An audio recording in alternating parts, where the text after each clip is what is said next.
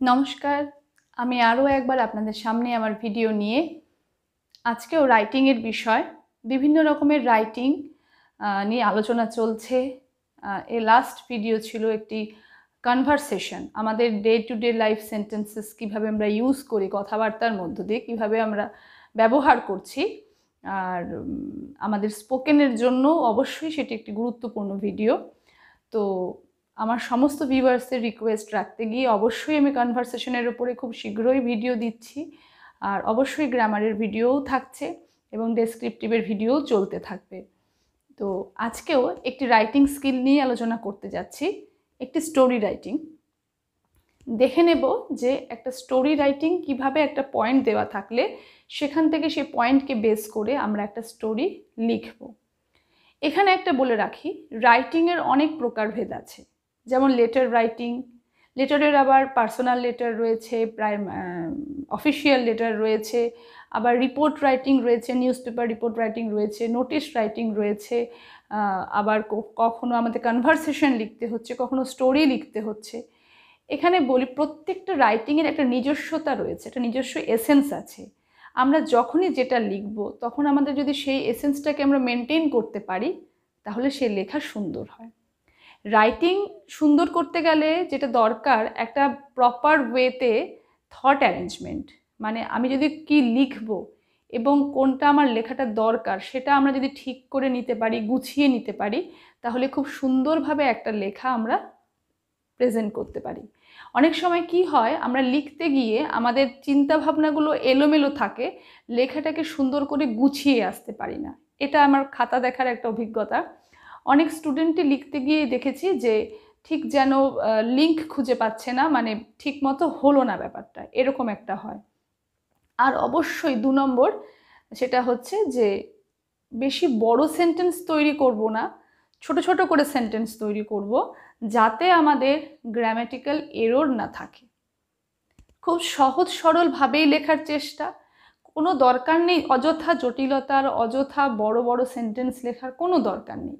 সেন্টেন্সগুলো ছোটই লিখব, কিন্তু লেখার মধ্যে যেন গ্রামাটিক্যাল মিস্টেক না থাকে সেদিকে একটু নজর দেওয়া, স্পেলিং মিস্টেক না থাকে সেদিকে একটু নজর দেওয়া, এবং অবশ্যই খুব সুন্দরভাবে একটা ইমাজিনেশন পাওয়ার কাজ করা।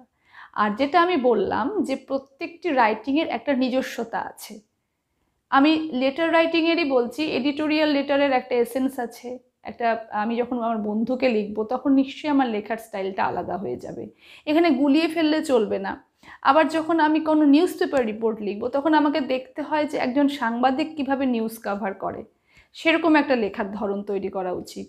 তো আজকে এনেছি স্টোরি রাইটিং, দেখবো যে একটা স্টোরি রাইটিংকে কিভাবে আমরা স্টোরির মতো, যেমন করে আমাদের গল্প আমরা শুনি ছোটদের গল্প, ঠিক সেরকমভাবে একটা গল্পকে লিখতে পারি কিনা। আমরা যখন গল্পগুলো পড়ি, যখন ভালো ভালো রাইটার্সদের গল্প পড়ি, তখন আমাদের যেমন ভালো লাগে, আমার গল্প আমি যেটা লিখবো সেটা ততটাই মনোগ্রাহী করে তুলতে পারি কিনা, সেই চেষ্টাটা করা। আচ্ছা, বোর্ডে কিছু পয়েন্ট রেখেছি যেমন থাকে আমাদের, আর এটা বলে রাখি এটা আমাদের ওয়েস্ট বেঙ্গল বোর্ডের সিলেবাসের অন্তর্ভুক্ত একটি স্টোরিও, সেদিক থেকেও যাতে স্টুডেন্টদের সুবিধে হয়। একটু আনকমন স্টোরি, এরকম স্টোরি আমরা সাধারণত এই পয়েন্টের ওপর স্টোরি পাই না, তাই একেই চুজ করলাম।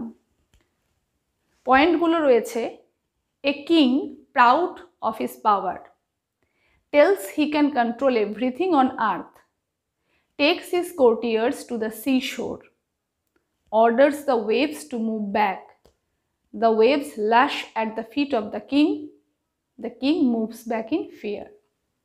যেটা হিন্ট রয়েছে তাতে বুঝতে পারলাম যে a king proud of his পাওয়ার, এক রাজা ছিল যার ক্ষমতা নিয়ে সে নিজে খুব গর্ববোধ করত। tells he can control everything on earth, তিনি এটা বলতেন যে তিনি এতটাই শক্তিশালী, এতটাই পাওয়ারফুল যে সে এই পৃথিবীর সব কিছুকেই নিজের কন্ট্রোলে আনতে পারবেন, কোনো কিছুই তার ক্ষমতার বাইরে নয়। Takes his courtiers to the seashore, একদিন তিনি তার সভাসদদের, মানে রাজার দরবারে যারা থাকেন সভাসদ, রাজার কোর্টে যারা রয়েছে তাদের কোর্টিয়ার্স বলা হচ্ছে, সেই সভাসদদের কোথায় নিয়ে গেলেন? সমুদ্র তীরে। সেখানে orders the waves to move back. সমুদ্রে যেটা হচ্ছে, ঢেউ আসছে তীব্র বেগে, তাদেরকে তিনি আদেশ করলেন যে ঢেউ তোমরা পিছিয়ে যাও। অর্থাৎ তিনি প্রমাণ করতে চাইলেন যে তিনি কতটা ক্ষমতাবান, যে তিনি এই ঢেউকেও তার আদেশে পিছিয়ে দিতে পারবেন। The waves lash at the feet of the king. কিন্তু ঢেউ তো আর রাজার কথা শুনবে না, তারা প্রচণ্ড বেগে, তীব্র বেগে এসে রাজার পায়ে আছড়ে পড়ে। The king moves back in fear. উল্টে রাজাই ভয়ে পিছিয়ে যায়। তাহলে এই যে অহংকার, হ্যাঁ, যে এই অহংকার, তার শক্তি নিয়ে যে অহংকার, সেটা সে কিভাবে পরাভূত হয়ে গেল এখানেই। তো এটাই হচ্ছে গল্পের মেসেজ, যে প্রকৃতির কাছে আমরা এখনো শিশু। মানুষ যতই শক্তিশালী হয়ে যাক না কেন, যত উন্নতই হয়ে যাক না কেন, কিন্তু প্রকৃতি চাইলে আমরা কিছুই করতে পারবো না। তো এরকমই এক অহংকারী রাজার পতন এখানে দেখানো হয়েছে, যে এক সময় খুব তার ক্ষমতা নিয়ে অহংকার করত, কিন্তু সে চেয়েছিল যে সে সব কিছুর ওপরেই তার প্রভুত্ব স্থাপন করবে। কিন্তু সেখানে প্রকৃতি দেখিয়ে দিল যে না, প্রকৃতির কাছে কেউই প্রকৃতিকে কেউ শাসন করতে পারবে না। তো এটা ছিল গল্পের হিন্ট। সেই হিন্ট থেকে আমরা যে গল্পের একটা আইডিয়া পেলাম, এবার গল্পটাকে আমাদের তৈরি করতে হবে গল্পের মতন, সেটার চেষ্টায়। তো এবার সেই ইয়েতে আসছি গল্পের একদম শুরু, প্রথম পার্টটা নিয়ে। গল্প সম্পর্কে আমাদের একটা ধারণা হয়েছে যে গল্পটা কি বিষয়ে। তো যখনই স্টোরি রাইটিং লিখতে যাব, সবার আগে কিন্তু টাইটেল চাই। সবার আগে আমার স্টোরির একটা টাইটেল দরকার। তো টাইটেলটা পরেই আসবো, আগে স্টোরিটা লিখি, তারপরে আসছি আলোচনায়। আমি একটা গল্পের আইডিয়া দিচ্ছি যে এভাবে আমরা করতে পারি। বহু যুগ আগে আমাদের দেশে এক রাজা ছিল। তিনি খুব শক্তিশালী ছিলেন। তিনি তার ক্ষমতার বলে অনেক রাজ্য জয় করেছিলেন এবং বিশাল এক সাম্রাজ্য গড়ে তুলেছিলেন।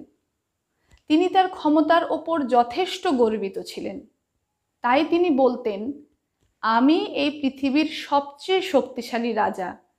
এই পৃথিবীর কোনো কিছুই আমাকে পরাভূত করতে পারবে না। এই যে বলে রাখি, স্টোরি রাইটিংয়ের মধ্যে যদি আমরা ডাইরেক্ট স্পিচ ইউজ করি, আমার স্টোরি রাইটিং অনেক বেশি সুন্দর হবে। স্টোরি রাইটিংয়ের মধ্যে ডাইরেক্ট স্পিচ ইউজ করার চেষ্টা সবাই করবেন, এতে স্টোরি রাইটিং অনেক বেশি সুন্দর হবে। আচ্ছা, এখন এই যে সেন্টেন্সটা দিচ্ছি, সেন্টেন্সগুলো থেকে ধারণা আসছে, বা কিভাবে একটা গল্পের হিন্টকে আমি গল্পের আকারে দিতে পারছি, তার জন্য এইভাবে লিখে আমি এগোচ্ছি। আচ্ছা, টাইটেল দিচ্ছি হচ্ছে এক অহংকারী রাজা এবং প্রকৃতির কথা মূলত রয়েছে এই গল্পের বিষয়। টাইটেলটা এমনই হবে যে টাইটেলটা থেকে আমরা গল্পের একটা ধারণা পেতে পারি, যেটা আমি লিখতে যাচ্ছি। তাহলে এখানে আমি এরকম চুজ করতে পারি, an arrogant king and nature। Title অনেক রকম হতে পারে, আরও সুন্দর, আরও ক্যাচি টাইটেল আমরা ভাবতেই পারি। আমি আপাতত একটা এরকম টাইটেল রাখলাম। শুধু মাথায় রাখার এই বিষয় এটাই যে story writing must have a title. একটা স্টোরি রাইটিংয়ের কিন্তু টাইটেল থাকতেই হবে। এবার আসছে ট্রান্সলেশনে। আচ্ছা, বহু যুগ আগে, এভাবে শুরু হয় আমাদের স্টোরি, ওয়ান্স আপন এ টাইম বা ওয়ান্স, এভাবে আমি এভাবে একটু করলাম, লং লং এগো there was a king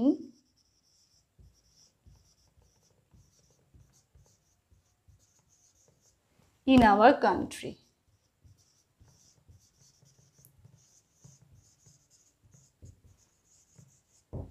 বহু যুগ আগে আমাদের দেশে এক রাজা ছিল। Long long ago there was a king in our country. সবাই তো ওয়ান্স বা ওয়ান্স আপন এ টাইম এভাবেই শুরু করে, আমরা এভাবে একটু শুরু করলাম। তিনি খুব শক্তিশালী ছিলেন। আচ্ছা, হি ওয়াজ very powerful।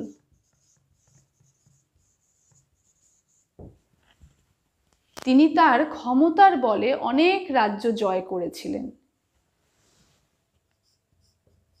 He owned many countries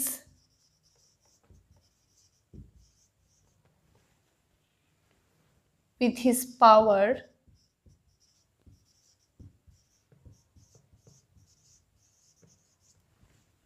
এবং বিশাল এক সাম্রাজ্য গড়ে তুলেছিলেন। And made a vast empire. বিশাল সাম্রাজ্য, ভাস্ট এম্পায়ার। তিনি তার ক্ষমতার ওপর যথেষ্ট গর্বিত ছিলেন। He was very proud of his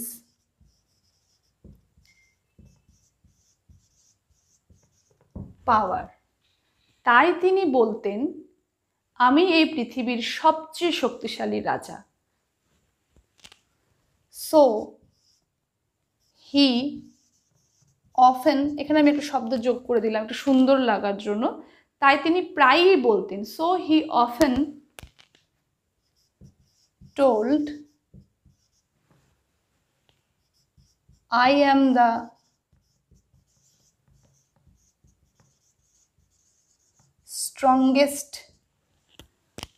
the strongest king in this. আমি আরেকটু করে লিখে দিচ্ছি, সবসময় যে আমাকে এটাই ফলো করতে হবে যেটা আমি বাংলাটা লিখলাম, নট দ্যাট, আমি একটু অন্যরকম করেও লিখতে পারি। I am the strongest king in this universe. এই পৃথিবীর কোনো কিছুই আমাকে পরাভূত করতে পারবে না।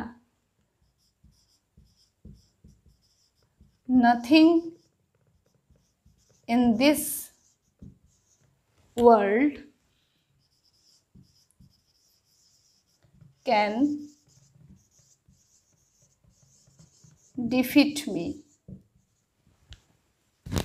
So long ago there was a king in our country. He was very powerful. He owned many countries with his power and made a vast empire. He was very proud of his power. তিনি যথেষ্ট গর্ববোধ করতেন। So he often told, I am the strongest king in this universe. Nothing in this world, আচ্ছা nothing in this universe এটাও করা যেতে পারে, আবার এখানে ইউনিভার্সের জায়গায় আমি ওয়ার্ল্ড কথাটাও লাগাতে পারি। যেটাই হোক, ওয়ার্ল্ডের জায়গায় এখানে আমি ইউনিভার্সটাও লাগাতে পারি। আবার আমাকে এভাবেই ফলো করতে হবে, নট দ্যাট। স্কুল স্টুডেন্টদের হয়তো এত ইলাবোরেটলি লেখার স্কোপ থাকে না, আমি একটু সুন্দর করে গল্পটাকে ফুটানোর জন্য এভাবে লিখছি, কেউ চাইলে ছোটও করে নিতে পারো। So long ago there was a king in our country. He was very powerful. He owned many countries with his power and made a vast empire. He was very proud of his power, so he often told, I am the strongest king in this universe, in this world. Nothing in this world can defeat me.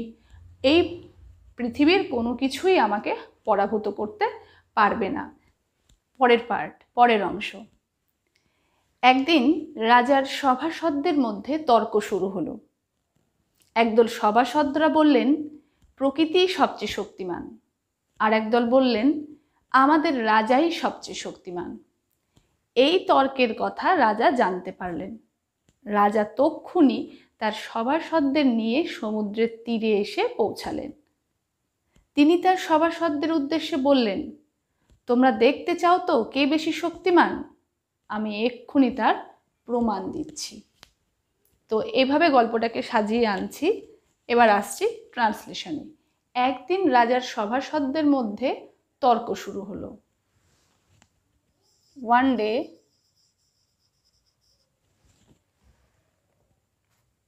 an argument was started among his courtiers. একদল সভাসদরা বললেন, প্রকৃতি সবচেয়ে শক্তিমান,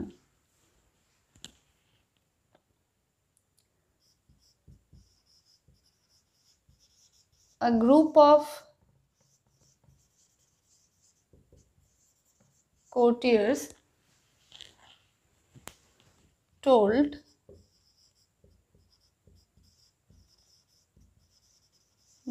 এটা direct স্পিচে আছে inverted কমার মধ্যে, তাহলে nature is the most powerful thing. আর একদল বললেন আমাদের রাজাই সবচেয়ে শক্তিমান। Another group claimed that, বা claimed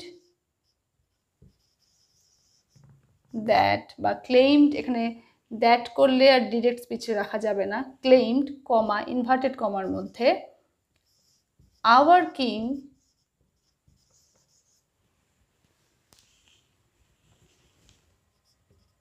is the most powerful। এই তর্কের কথা রাজা জানতে পারলেন। Soon king came to know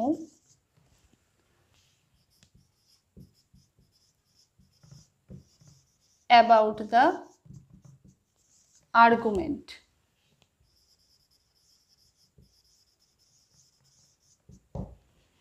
রাজা তক্ষুনি তার সভাসদদের নিয়ে সমুদ্রের তীরে এসে পৌঁছালেন।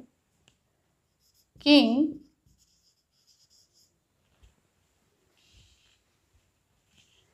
reached in the seashore, বা এটাকে এভাবে করি, কিং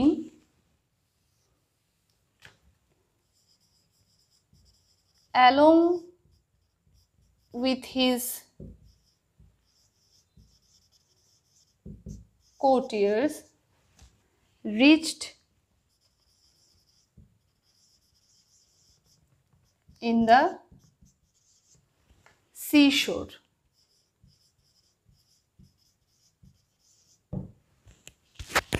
তিনি তার সভাসদদের উদ্দেশ্যে বললেন, তোমরা দেখতে চাও তো কে বেশি শক্তিমান?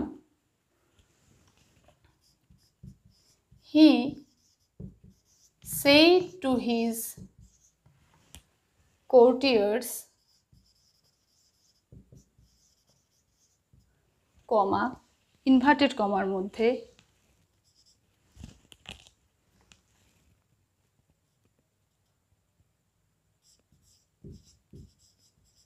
do you want to see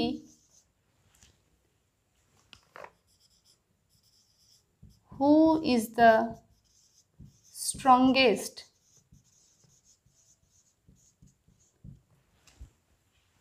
আমি এক্ষুনি তার প্রমাণ দিচ্ছি। I am giving a proof at once।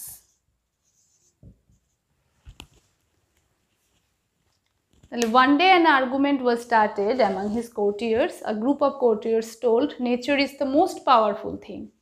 Another group claimed, our king is the most powerful। Soon king came to know, জানতে পারলেন, came to know about the argument।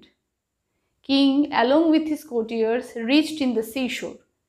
He said to his courtiers, do you want to see who is the strongest? I am giving a proof at once। এরপরের আসল যে অংশ আমাদের গল্প এভাবে এগোচ্ছে। প্রথমে রাজার শক্তির কথা, এবার সভাসদদের সাথে কিভাবে একটা কি এমন কাণ্ড হলো যে সভাসদদের নিয়ে রাজা সমুদ্রের তীরে এসে পৌঁছলেন, তার তো একটা ঘটনা দরকার। হঠাৎ করে তো রাজা এসে সমুদ্রের তীরে আসতে পারেন না, তো তার জন্য এরকম একটা ভূমিকা, যে এরকম একটা কারণ হয়েছিল। আমরা তো জাস্ট একটা হিন্ট পেয়েছিলাম। এবার গল্পের শেষ পর্যায়ে, গল্পের শেষ অংশে রাজা সমুদ্রের শক্তিশালী ঢেউগুলোর উদ্দেশ্যে বললেন, তোমরা এগিয়ে এসো না, এক্ষুনি পিছিয়ে যাও। কিন্তু ঢেউ রাজার কোনো কথাই শুনল না। উল্টে রাজার পায়ে আছড়ে পড়ল। রাজা ভয়ে পিছিয়ে গেল। রাজা বুঝতে পারলেন প্রকৃতির কাছে তিনি একজন নিছকই শিশু। তাহলে ট্রান্সলেশনে আসি। রাজা সমুদ্রের শক্তিশালী ঢেউগুলোর উদ্দেশ্যে বললেন, কিং টোল্ড বা সেইড করাও চলে, কিং সেইড টু দ্য, এখানে শক্তিশালী আমরা পাওয়ারফুলও লিখতে পারতাম, আমি মাইটি লিখলাম, said to the mighty waves, comma inverted কমার মধ্যে। আচ্ছা, এখানে সেইড টু দ্য না করে আমি করতে পারি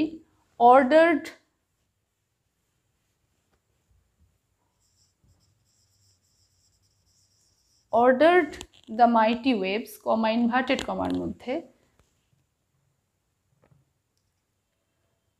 আচ্ছা, তোমরা এগিয়েও না, don't come forward,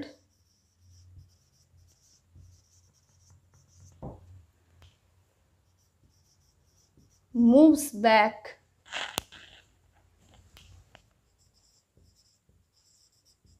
immediately, moves back immediately। কিন্তু ঢেউ রাজার কোনো কথাই শুনল না। But the waves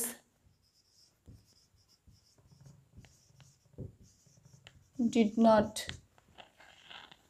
pay attention to him, রাজার কোনো কথাই শুনল না, did not pay attention to him, rather they lashed কথাটার মানেই হচ্ছে প্রচণ্ড বেগে আছড়ে পড়া, at the feet of him, রাজা ভয়ে পিছিয়ে গেল। আচ্ছা, এখানে এটাকে এভাবে লিখি, he was compelled to move back in fear, তিনি বাধ্য হলেন পিছিয়ে যেতে। এটাকে আরেকটু সুন্দর করার জন্য হি ওয়াজ কম্পেলড, এখানে বাধ্য হলেন পিছিয়ে যেতে। So he was compelled to move back in fear, ভয়ে পিছিয়ে যেতে বাধ্য হলেন। রাজা বুঝতে পারলেন, হি realised that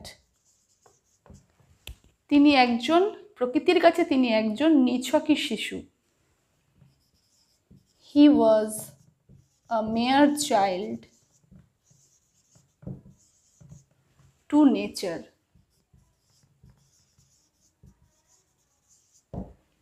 so he was a mere child to nature, প্রকৃতির তিনি যে এত অহংকার করলেন, এত তার ক্ষমতা, এত যে কথা তিনি বলে গেলেন, কিন্তু দেখা গেল যে না, প্রকৃতির কাছে তিনি একদমই, তার কোনো ক্ষমতাই চলবে না, এটা তিনি বুঝতে পেরে গেলেন। তো এই ছিল আমাদের গল্প, an arrogant king and nature. তো এটাকে অন্য টাইটেলেও আমরা লিখতে পারি, তোমরা বা যারা স্টুডেন্টরা রয়েছো বা যারা বড়রা যারা ডেসক্রিপটিভের জন্য ক্লাস করছেন, তারাও অন্য টাইটেল সাজেস্ট করতে পারেন, বা স্টোরির কি মোরাল হতে পারে সেটাও আমাকে জানাতে পারেন কমেন্ট করে। আসছি অন্য কোনো রাইটিং নিয়ে, অবশ্যই আমাদের এক্সামের কথা মাথায় রেখে বিভিন্ন রাইটিং নিয়ে। এটা তো একটা স্টাইল দেখালাম যে কিভাবে একটা স্টোরি রাইটিংকে আমরা ডেভেলপ করতে পারি, how to develop a story writing. We should use direct speech to make our story writing well. তো এটা কিন্তু একটা জরুরি কথা, যে আমি আগেও বলেছি যে আমি ডিরেক্ট স্পিচের এখানে ইউজ করেছি এবং খুব লুসিড ওয়েতে লেখার চেষ্টা করলাম যাতে বুঝতে কোনো অসুবিধা না হয়। তো সেদিক থেকে আশা করি অবশ্যই ভিডিওটি আপনাদের কাছে হেল্পফুল হবে। খুব শীঘ্রই আমার নতুন ভিডিও নিয়ে দেখা হচ্ছে। আজ এই পর্যন্তই, ধন্যবাদ।